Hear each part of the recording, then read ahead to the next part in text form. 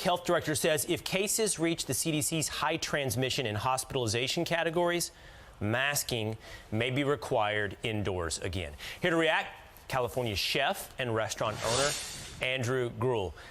First of all, good morning, Andrew. Boy, that's got to be crushing news for anyone in California listening who owns a restaurant or a small business.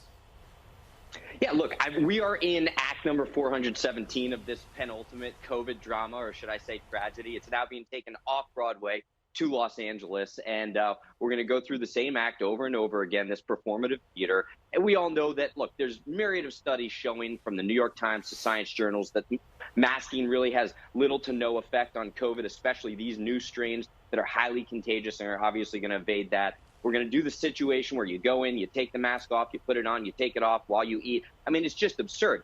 But the fact is, here in California, what's really interesting is that two things. Number one, people are already masking in Los Angeles. It's irrelevant there, and good for them. If they want to do that, they can do that. It's part of their pathology. I mean, that fear is really baked into their DNA. But number two, look at the effect this is having on the surrounding ecosystem, and from a chef's perspective, the marine ecosystem when it comes to seafood.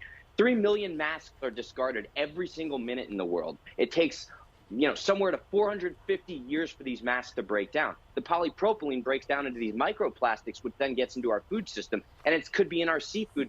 I can't even go get a straw without it being criminalized, but we've got these masks being thrown out all over the place. I'm sure you saw 10 on your way to work today, just on the ground alone. This is killing our ecosystem.